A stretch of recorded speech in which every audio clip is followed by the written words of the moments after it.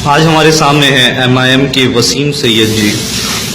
वसीम सैयद जी, हम आपसे जानना चाहते हैं, आजकल मुमरा में बहुत चल रहा है एजुकेशन के बारे में कि एजुकेशन की फीस पढ़ाई की जो फीस होती है वो अनवांटेड हाइक हो जाती है, हर साल कम तकरीबन 10% हाइक हो जाती है।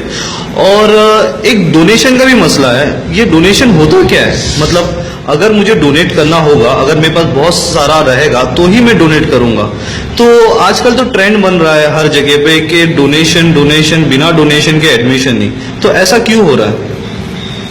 सबसे पहले तो मैं आपको मुबारकबाद देना चाहता हूँ कि इतना सेंसिटिव मुद्दा जो है वो आपने मुमरा जैसे इलाके में उठाया।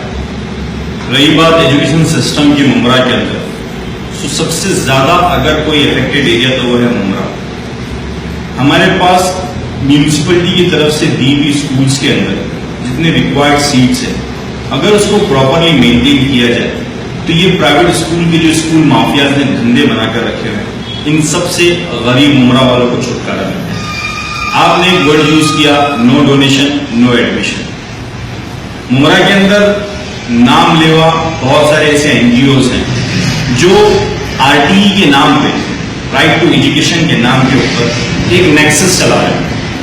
मैं नेक्सस इसके लिए कह रहा हूं कि ये RTE के नाम पे 100-200 लोगों को एडमिशन दिलाकर उन स्कूल्स के ऊपर अपना प्रेशर बनाते हैं कि अगर आपने हमारे दिए हुए रिकमेंडेड बच्चों को एडमिशन नहीं दिया तो हम आपके खिलाफ जाएंगे। स्कूल्स की जहां तक बात आती है तो यहाँ के एजुकेशन सिस्टम के अंदर जो ऑफिसर्स है, चाय पानी देकर इलीगल स्कूल्स को यहां पर बढ़ावा दे रहे हैं। जबकि विनोद तावड़े जो कि इस वक्त एजुकेशन मिनिस्टर है, उनकी तरफ से कहीं एकदम क्लियर कट स्टेटमेंट आया है कि कोई भी स्कूल्स किसी भी पेरेंट को जबरदस्ती वहीं से किताब या यूनिफॉर्म खरीदने पर मजबूर नहीं कर सकती। ये तो चला आ रहा है हर स्कूलों में। मैंने आज ही एक स्कूल में देखा था जहाँ पे वहां पे यूनिफॉर्म लेना कंपलसरी है। एग्जैक्टली। ये जो होता है, यहाँ पे कुछ लोग हैं जो अपने आप को MLA का रिश्तेदार बताकर या किसी बड़े मंत्री का रिश्तेदार बताकर या किसी के खास नाम बताकर ये लोगों पर प्रेशर डाला जाता है।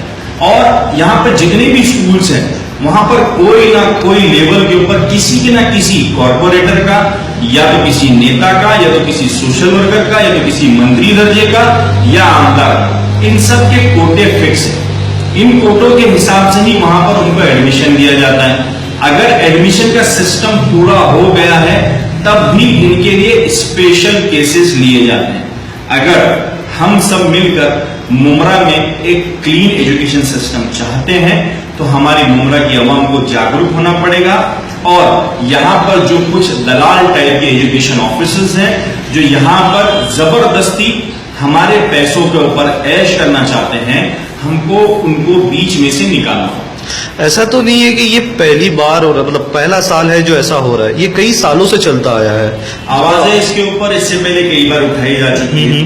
मैं कुछ एक RTI कार्यकर्ताओं के बारे में जानता हूं जो कि मेरे खास दोस्तों में से हैं। उन्होंने एक स्कूल है जिसका इलीगल कंस्ट्रक्शन का मुद्दा उठाया, इलीगलिटीज के ऊपर उन्होंने आवाज उठाई, तो वही स्कूल की एक लेडी ने उन पर खंडनी यानी एक्सटॉर्शन का केस डाल दिया, जिसके खिलाफ ऑलरेडी हाईकोर्ट के अंदर एक PIL डाली जा चुकी है, एक रिट डाली जा चुकी है। लेकिन हम लोगों को अफसोस करना चाहिए कि जो भी इस सिस्टम के खिलाफ आवाज उठाता है या तो उसकी आवाज ताकत के बल पे दबा दी जाती है, एग्जैक्टली उसको इस शहर से दूर जाने पे मजबूर कर। एग्जैक्टली एक्चुअली होता यूं ही है कि कोई भी पेरेंट्स ये नहीं चाहता कि मैं उस स्कूल की कंप्लेंट करूं और आगे जाके वो तकलीफ उनके बच्चों को सहनी पड़े।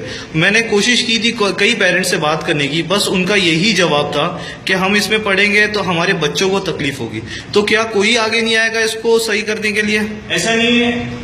मैं एज ए पॉलिटिकल पार्टी के तौर पर नहीं, एक इंडिविजुअल सोशल वर्कर के तौर पर पूरी मुमरा के लोगों से अपील करना चाहता हूं कि आप लोग अपने हक को पहचानें। राइट टू एजुकेशन गवर्नमेंट की तरफ से दी हुई एक ऑर्गेनाइज्ड सब्सिडी है ताकि हर बच्चे को पढ़ाई मिल सके। आप लोगों को ये जानना चाहिए अगर एजुकेशन सिस्टम के अंदर अगर कहीं भी करप्शन हो रहा है, आप आवाज बुलंद करें। PTA करके एक एसोसिएशन होती है जो हर स्कूल में होना कंपलसरी है। लेकिन हम लोग सिर्फ थोड़ी सी नेग्लिजेंस की वजह से उस चीज को हिस्सा नहीं दे पाते हैं और उसके बाद ये लोग अपनी मनमानी करते हैं। अगर आप चाहते हैं कि आपके बच्चे को अच्छी पढ़ाई मिले, ऐसे टीचर्स मिले जो डीएड या बीएड किए हुए हों, जिनको उनकी पूरी तनख्वाह मिल रही हो, जो किसी करप्ट सिस्टम का हिस्सा नहीं हो, तो आप लोगों को इसके लिए खुद आगे बढ़ना होगा। और एक बात याद रखें, अगर पढ़ेगा आपका बच्चा